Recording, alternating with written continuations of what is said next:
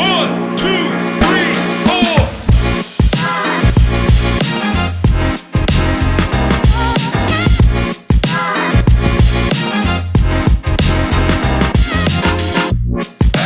Bonjour tout le monde, c'est Brian ici de Full Body Athletics, mais encore plus important, Upgrade Mentality, épisode 10. Je suis ici avec ma belle amie Paula Allais. Paula Allais est une travailleuse autonome rattachée avec IA Industriel Alliance, groupe financier. Paula est une personne incroyable, intelligente et agréable qui est toujours à l'écoute de ses amis et aussi ses clients. Paula, merci pour être venue à Upgrade Mentality. On a un check pour Merci à toi. Pour ceux et celles qui ne connaissent pas Paula, on est ici pour discuter sur Paula. Paula, elle travaille en finance, OK? Pourquoi que j'ai invité Paula au podcast? Parce qu'on s'entend que les finances, c'est quelque chose qui est toujours à la mode, toujours à l'affût. Le monde veut savoir plus sur les finances, surtout dans l'ère aujourd'hui où est-ce que l'économie est un peu rocky, comme on dit en anglais, OK? On a des hauts, on a des bas, on est dans une période un peu plus basse, hein? Le monde veut toujours savoir ses finances, surtout, puis ça c'est dans tous les âges, hein, autant jeune, autant vieux, autant quelqu'un qui est dans ses quarantaines, peu importe. On veut toujours savoir plus sur les finances. So, Paula, merci pour être sur Upgrade Mentality. Ben, merci à toi. Paula, avant de débuter, un petit bio sur Paula de comment je l'ai connue. Paula a commencé à s'entraîner à mon gym il y a à peu près 1 an en arrière. C'était dans ses débuts en finance. Tu avais commencé quand tu étais dans tes débuts. Puis je me rappelle, au début, elle était toute stressée parce qu'elle ne veut pas ce nouveau challenge. Puis là, tes clients, tu avais un peu la misère à les manager et tout. Tu savais pas comment t'y faire. Puis maintenant, d'avoir vu après 1 an et demi, sa progression qui est quand même fulgurante, c'est pas le premier podcast que tu fais non plus. Le deuxième. Le deuxième déjà. Le premier, ça a déjà été populaire. Espérons que le deuxième va être aussi populaire. J'en suis sûr que oui. C'est une personne qui, quand elle a commencé, c'était pas nécessairement facile, mais maintenant, pour où est-ce que je peux la voir, où est-ce qu'elle est rendue. Maintenant, je suis vraiment, vraiment fier de toi. Puis, c'est pour ça que je l'ai invitée parce que je veux savoir c'est quoi les trucs, c'est quoi les astuces, c'est quoi les questions que le monde a d'habitude ou le monde ne pose pas comme question sur les finances que peut-être ça mérite d'être connu, OK? Donc, avant de débuter, Paula, parle-moi un peu de toi. C'est quoi tes origines? C'est qui Paula Allais? Alors, Paola, en fait, mes origines sont québécoises. J'ai un nom super original, mais ma mère s'appelle Sylvie, mon père s'appelle Christian.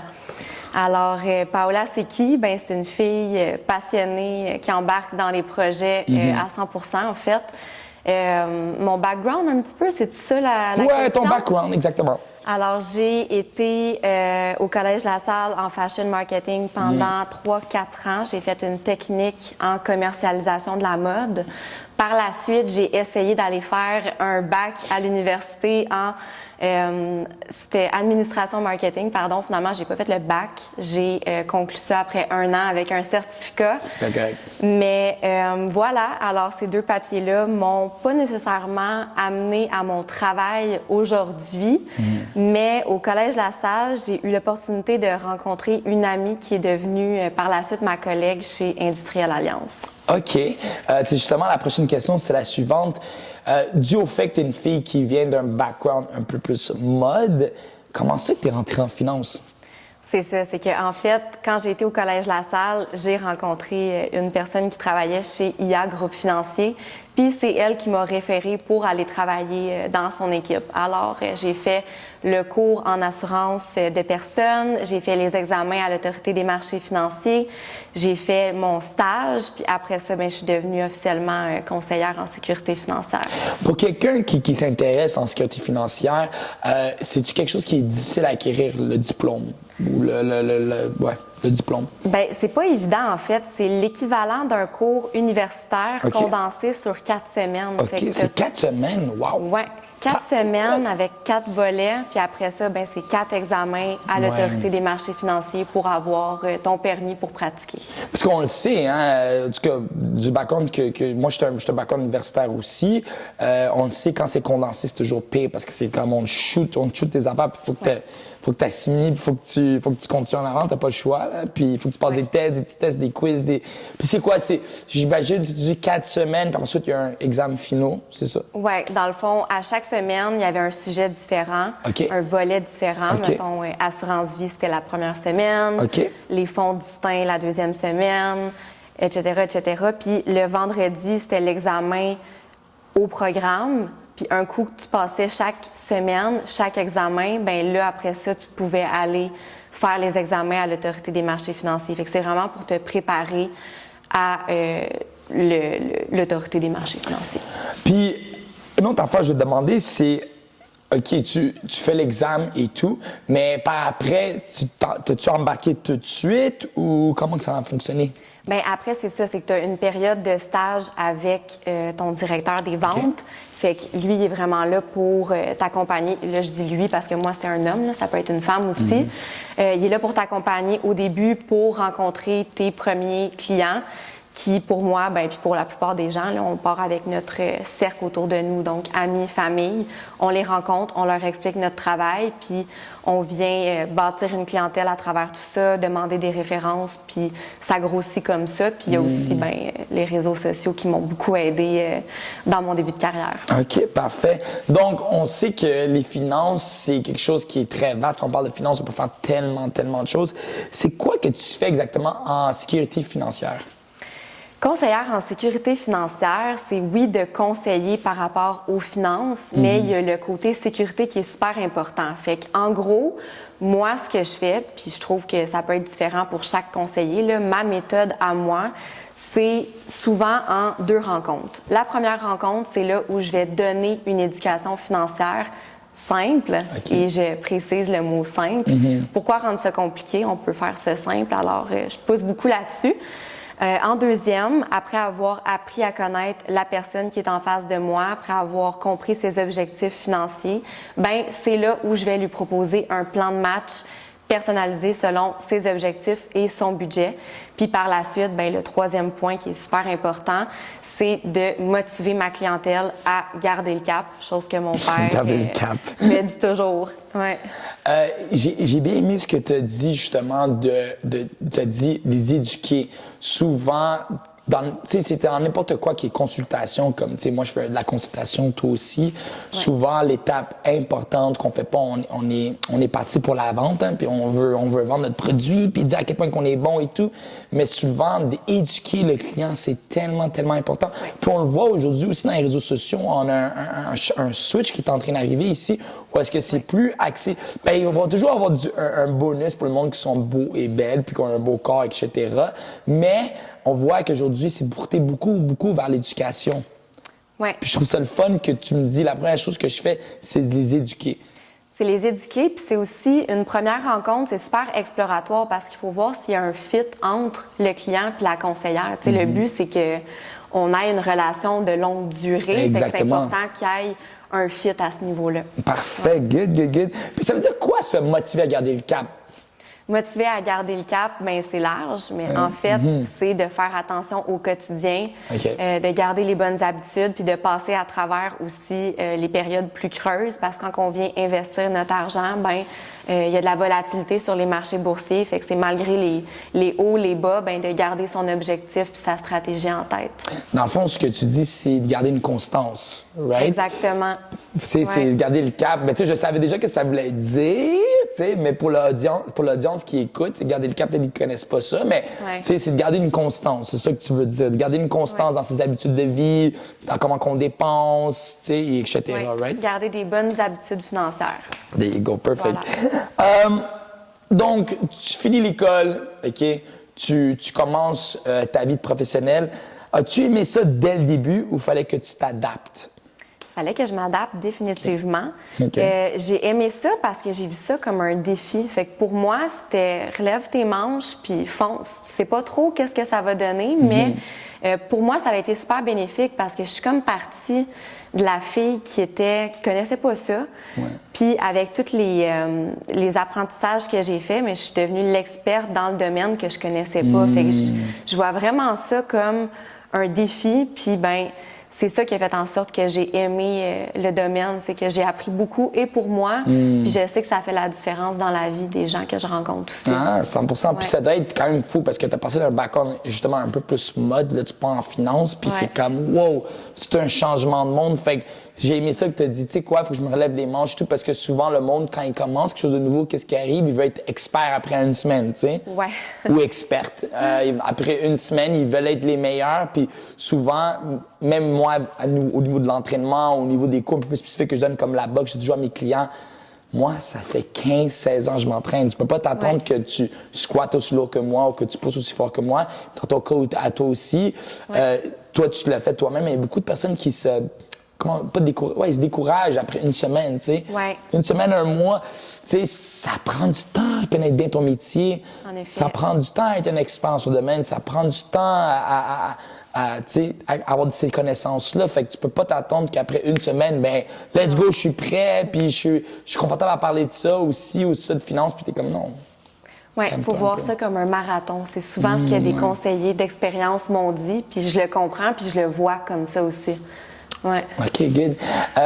Par là, je vais rentrer dans une question un peu plus spécifique. C'est la question qui me revient tout le temps. Parce qu'au début, quand je t'avais choisi pour être dans le podcast, je me suis dit, OK, ben là, il faut que je me demande, c'est quoi les questions qui me reviennent souvent au niveau de la finance? Surtout moi aussi, j'adore la finance, fait que j'en parle avec mes clients, puis souvent, ils savent pas les différences entre c'est quoi la différence entre un CELI et un REER? Un REER et un CELI. Exact. Alors, très bonne question. Moi aussi, elle me revient souvent, puis je l'explique beaucoup dans mes premières rencontres. Le REER et le CELI, c'est 2 boîtes vides. Alors, on va venir mettre des investissements à l'intérieur en fonction du profil investisseur. On va choisir un portefeuille qui va fitter avec le profil. Par contre, la différence entre les deux, c'est la mécanique du REER et du CELI. Le CELI, on vient en mettre à l'intérieur, on en enlève, il ne se passe rien au niveau de l'impôt. Par contre, le rendement est à l'abri de l'impôt. C'est le lien à faire avec l'impôt. Le REER, lui, on en met à l'intérieur, ça vient diminuer le revenu annuel imposable et quand on en retire, ça vient s'ajouter au revenu annuel imposable. Fait que c'est, oui, une économie d'impôt sur le coût, mais c'est un report d'impôt parce qu'au moment du décaissement, ben là, on a de l'impôt à payer. Fait que comme le CELI, c'est un abri fiscal, donc le rendement est aussi à l'abri de l'impôt. Oh, parfait, parfait.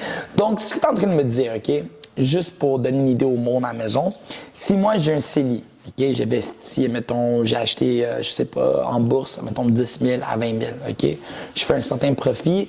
Si je retire ce profit-là, je ne serai pas taxable sur le profit. C'est ça que tu es en train de me dire? Non imposable. Non Exact. imposable. OK, wow.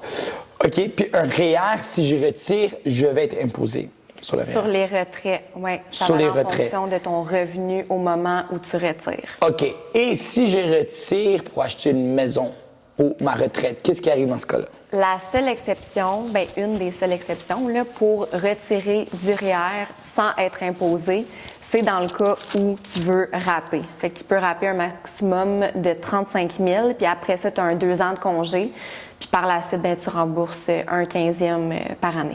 Ah, OK. Perfect. Donc là, encore une autre question spécifique, OK? Une question plus stratégique, spécifique. Donc, c'est quoi la... OK, mettons, je te donne un scénario. OK? Moi, j'entre dans ton bureau. All right? Belle Paula, allez, je vais m'arranger. J'arrive dans son bureau, OK?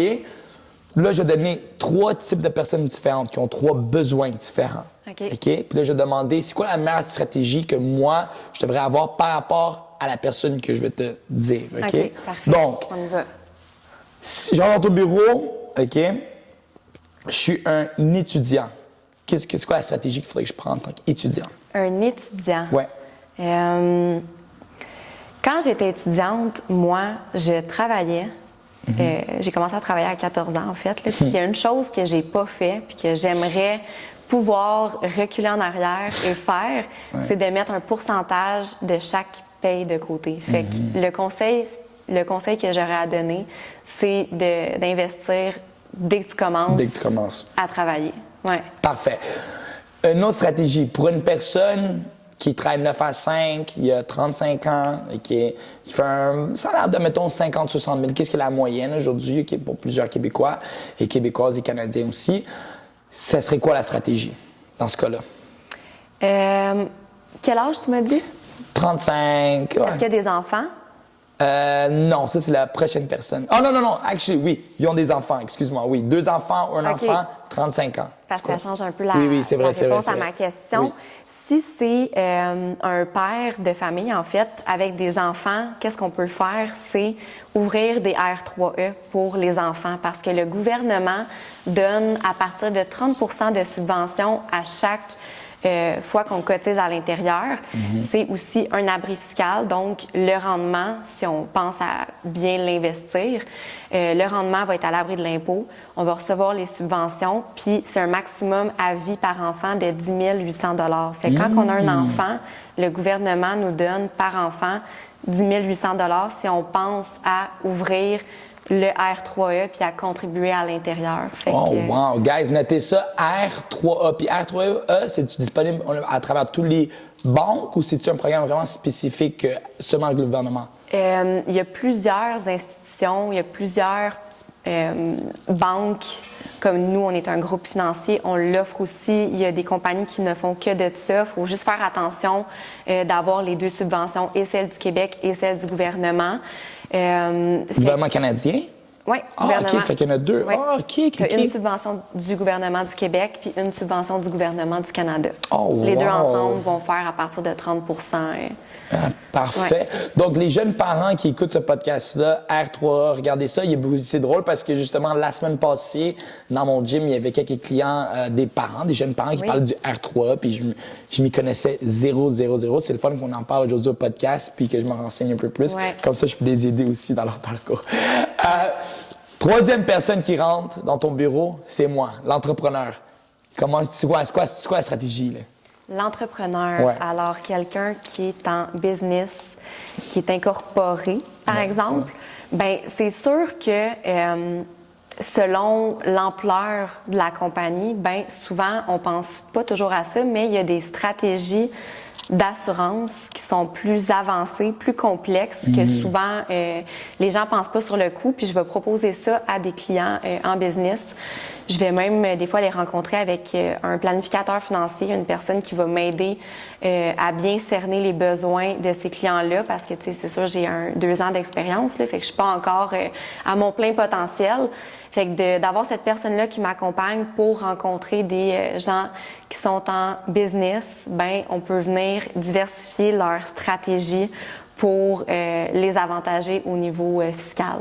C'est vraiment cool ce que Paula vient de dire. Tu sais, elle appelle à avoir un planificateur financier pour l'aider à mieux servir son client. Puis c'est ça qui fait en sorte de toi que tu aies autant une progression fulgurante depuis que tu as commencé ta carrière. C'est parce que justement, elle fait appel à d'autres services puis à d'autres personnes qui sont, on peut dire des fois plus intelligentes que nous dans certaines sphères. Hein? On n'est pas du monde qui sont trop, on n'est pas les plus intelligents, on n'est pas les moins intelligentes, mais on appelle à d'autres personnes pour venir combler des besoins qu'on a besoin pour mieux servir notre client. Et c'est ça qu'on devrait faire en tant qu'entrepreneur ou en tant que personne qui est en n'importe quoi qui est en consultation. C'est ça qu'il faut faire. Tu sais, il faut chercher à appel. Puis souvent, les personnes qui sont peut-être en consultation ou qui sont entrepreneurs, ils vont pas faire ça. T'sais, ils vont dire, moi, je m'y connais tout, je planifie son portfolio pour lui, j'ai pas besoin de l'aide. Puis ce que tu fais, c'est vraiment, vraiment cool. Puis tes clients qui sont entrepreneurs, ils devraient vraiment, j'imagine qu'ils apprécient vraiment ça aussi. Oui, là. oui, certainement. Tout ce que j'ai fait à date avec mon planificateur financier, il était super content. de ce Good, service. parfait. Mais guys, c'est parfait ça. Donc, prochaine question. Donne-moi une astuce finance, OK? Que tu connais maintenant, que tu connaissais pas avant, mais qui serait bon à savoir. Quelque chose que la Paula d'aujourd'hui, elle aurait dit à la Paula de 15 ans. Hey, fais ça. Tu l'as dit tantôt un peu, mais je veux que tu élabores un peu sur peut-être un autre sujet ou quelque chose d'autre.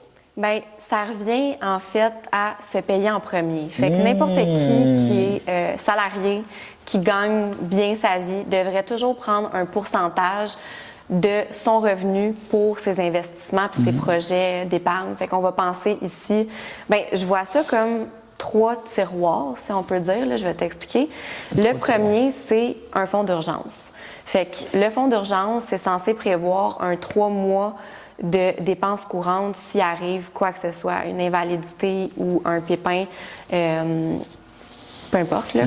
Deuxième tiroir, on va penser au projet comme l'achat d'une propriété. Ça peut être la personne veut voyager deux fois dans l'année, fait qu'elle veut penser à mettre de l'argent de côté pour ce projet-là. Puis notre troisième tiroir, ben c'est la planification de la retraite. C'est peut-être pas le plus palpitant, mais plus on va penser à le planifier tôt, plus ça va être facile en fait. Fait que ces trois tiroirs-là, puis on va venir prévoir un 5 à 15 % du revenu. C'est une suggestion que je fais à tous mes clients. Là, quelqu'un qui commence, qui n'a jamais épargné, bien, on va y aller avec un 5 %. Quelqu'un qui est un petit peu plus avancé, un 10 % puis quelqu'un qui veut vraiment y aller de façon plus audacieuse, 15 % Puis même, on peut monter jusqu'à 20 mais là, ça, c'est vraiment plus intense. Fait que voilà. J'adore ce que tu as dit premièrement, de se payer en premier. Ouais. Je peux me prendre moi comme témoin dans ça parce que je me rappelle quand moi j'ai commencé ma compagnie, j'avais lu un livre qui s'appelle The Intelligent Investor by Benjamin Graham. Si vous l'avez pas lu, je vous suggère de lire. C'est une brique, mais ça vaut la peine d'être lu. Ce livre-là, ce qu'il a dit, parce qu'il y avait une section pour chaque différent type de personnes, puis une section sur de l'entrepreneur, puis il avait dit, mais lui c'est vraiment audacieux ce qu'il a dit. Il était comme ton salaire que tu fais, tout revenu que tu fais, 50 % de ce revenu-là, mets-le dans tes savings. C'est justement pour couvrir qu'est-ce qui arrive si tu deviens malade, qu'est-ce qui arrive si l'économie va mal, que tu aies au moins 1 an de salaire de côté pour te sauver. Toi, tu es un peu plus modeste, là, je suis très conservateur, 50 %, mais je trouve que depuis ce moment-là, puis depuis que j'ai lu ce livre-là, puis j'ai fait cette stratégie-là, ben ça m'a aidé énormément parce que par après, j'ai pu jouer avec l'argent que j'avais, tu sais. OK, j'avais ça dans un CELI. OK, j'avais ça dans mon REER, ça, ci. J'avais tellement un bon fond que j'ai pu me permettre. Puis ensuite, c'est là que les 3 tiroirs ont sorti, tu sais. Mais si j'avais pas payé moi-même en premier, parce que souvent, comme entrepreneur, ce qu'on fait, on gagne l'argent puis on l'investit directement dans le business. Puis des fois, c'est comme, non, paye-toi en premier, puis ensuite, l'argent que tu vas avoir, mets-le dans ta business. Exact. Se payer en premier, c'est vraiment... Number one. Ouais. OK, parfait, good. Conseil. OK, parce que moi, la question que j'ai beaucoup souvent quand je parle aux plus jeunes, c'est ils me disent « Oh, Brian, j'aime ça sauver de l'argent, mais j'ai 21, 22 ans, je veux profiter de la vie, je sais pas si je vais vivre demain, je sais pas qu'est-ce qui arrive, blablabla. » Et je pense qu'ils écoutent trop de films de Disney. Mais bref, ils me disent « Je veux profiter de la vie, mais je veux aussi sauver. » Comment qu'on arrive à une stratégie de même? Parce qu'on s'entend que c'est pas facile, surtout quand ton salaire est pas énormément élevé. Bien, de mettre le strict minimum. OK. T'sais, normalement, je suggère un budget, mais quelqu'un qui est étudiant, qui est encore chez ses parents, à la limite, peut-être qu'il va avoir plus que 5 à 15 % pour mettre de côté. Puis, ben c'est de faire des choix. Puis, j'ai une méthode aussi que j'ai souvent entendue là, pour le budget. Là. Je fais pas de budget nécessairement. Je suggère un pourcentage du revenu pour l'investissement puis un pourcentage pour les protections personnelles. Mais qu'est-ce que j'entends souvent en termes de budget? C'est un 50 % pour tes besoins, un 30 % pour tes loisirs, puis un 20 % pour épargne. Comment t'as dit ça encore? T'as dit... 50 % pour les besoins. Les besoins. 50 % pour les besoins. OK, wow. Ouais. OK. 30 % pour les loisirs. Besoins. Bien, on va penser au loyer, on va penser à l'hypothèque, l'épicerie, l'électricité, toutes ces choses-là de base. Après ça, bien, le 30 % c'est les loisirs. Fait que restaurant, voyage, activités. Et 20 % bien, c'est ça, fonds d'urgence, planification de projets à plus court terme puis à plus long terme. Ouais. Parfait. Donc, maintenant, on va rentrer dans une section un peu plus personnelle, parce qu'on s'entend que le milieu des finances, c'est très masculin. Hein? C'est très masculin encore. Là, on voit une petite différence. On voit l'insurgence de femmes de plus en plus, ce qui est une chose incroyable. Dans tous les sphères de l'économie, pas juste les finances, mais on le voit que la femme fait une résurgence, surtout ici en Amérique du Nord. C'est vraiment incroyable à voir. Formidable aussi. Comment que c'était, toi? Comment que c'est pour toi dans le jour au jour d'être une femme dans les finances? Parce que, tu sais, je sais pas, est-ce que tu as déjà eu un client que peut-être était comment, t'es une fille, je veux pas travailler avec toi. C'est comment être une femme en finance? C'est comment être une femme en finance. Ben, je vois ça comme une façon de me différencier. Tu sais, oui, il y en a pas beaucoup. Ça dépend de ça dépend de chaque agence. En Ouais. fait, là, à mon agence, on est 45 conseillers environ. Je pense qu'on est 8 filles là-dedans. Fait que le ratio, il est beaucoup plus élevé en hommes qu'en femmes, mais je pense que je vois ça comme un avantage, puis j'essaie de faire ma place justement dans le domaine, puis de me différencier là-dessus. Souvent, ben j'ai beaucoup une clientèle féminine, puis les femmes vont me dire, ben entre femmes, on se comprend bien, c'est plus facile de parler de ça avec toi, t'es jeune, t'es dynamique, tu sais, je reçois beaucoup. Ah, c'est on me lance cool. beaucoup de fleurs, en fait. Ouais. Je vois ça vraiment comme un côté positif, là. C'est pas négatif, mais pas du tout. Ah, c'est cool. Ouais. Fait que ce qui est cool, c'est que justement, en étant une femme, tu te différencies automatiquement des autres hommes qui sont Ouais. un peu plus agressifs, un peu plus, tu sais, t'es une femme, t'es une jeune femme, t'es une belle femme aussi. Ça doit aider beaucoup, puis ça doit inspirer aussi beaucoup de jeunes filles, justement. Je pense que oui. Puis beaucoup de tes clients, est-ce que tu dirais c'est plus des femmes, hommes, si tu mixes ou t'as quand même un petit pourcentage de plus de femmes? J'ai beaucoup de familles, principalement. Ah, cool. Parce que quand tu as des enfants, ben là, tu as plus de responsabilités qui viennent Ouais, avec ça aussi. Là. 100%. Fait que j'ai beaucoup de familles. Sinon, j'ai beaucoup de jeunes femmes qui vont être travailleurs autonomes, qui ont besoin de mes services pour planifier leur sécurité d'esprit. Fait que le volet plus assurance parce qu'ils n'ont pas de régime Ouais. collectif. Aussi la planification de la retraite parce que tout dépend sur eux. J'ai aussi des entrepreneurs, comme on en a parlé un petit peu tantôt, Ouais. là, qui veulent avoir pour diversifier leur portefeuille. Donc, je fais ça aussi. Fait que c'est principalement des familles, mais oui, j'ai des femmes, j'ai des hommes, j'ai de tout, là. Ouais, c'est Ouais. vraiment cool. Puis ça, tu sais, qu'est-ce qui est cool aussi, c'est justement quand tu as une jeune fille devant toi qui vient pour tes finances, ben, elle doit être inspirée par toi aussi, tu sais. Ouais. Elle voit dans sa tête, peut-être, c'est dire, ah, ça doit être un homme qui va m'accompagner dans ce projet-là.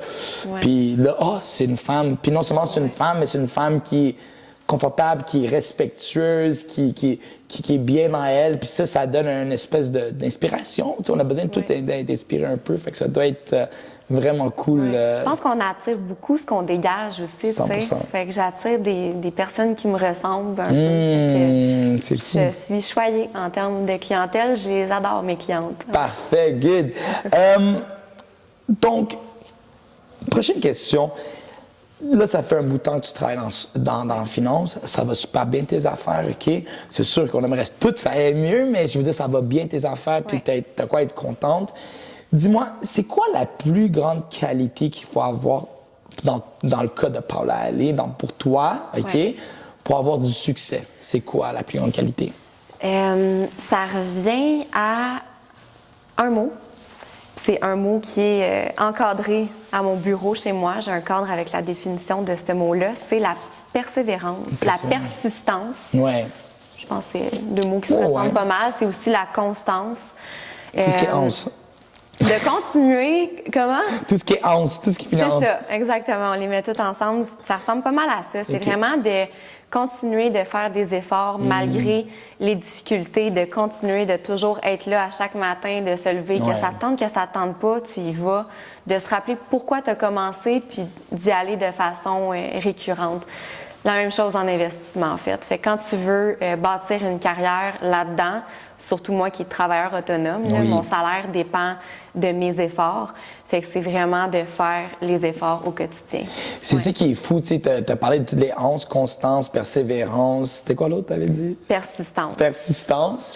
Ben, c'est fou parce que on le sait, hein, tu sais, il y a une expression en anglais qui dit gold is found to people that dig. You know? Ouais. So, c'est l'or est trouvé où est-ce qu'on va Creuser. creuser. Merci beaucoup. Et c'est vrai, tu sais, le plus qu'on creuse, le plus qu'on va trouver de l'or. Puis c'est la même chose dans la vie en général. Tu sais, on l'a pas mentionné tantôt, mais tu as commencé ta carrière aussi dans le COVID, hein, durant la pandémie. Oui. Donc, tu sais, c'est vraiment pas facile d'être Ouais. persévérante, constante dans un milieu, dans une réalité économique qui n'était pas facile. Ouais. Pas juste économique, mais aussi culturellement parlant. C'est un moment difficile dans la vie de tout le monde. Plusieurs personnes Ouais. étaient à la maison. On parlait pas d'investissement nécessairement. On n'avait pas à investir parce qu'ils savaient pas où est-ce que le monde s'en allait et tout. Ouais. Puis toi, t'es rentré dans le pire moment de l'histoire, pas dans l'investissement. Ouais. Puis 1 an après, 2 ans après, t'es bien, Ouais. puis tu continues à aller bien, puis les choses vont juste mieux pour toi.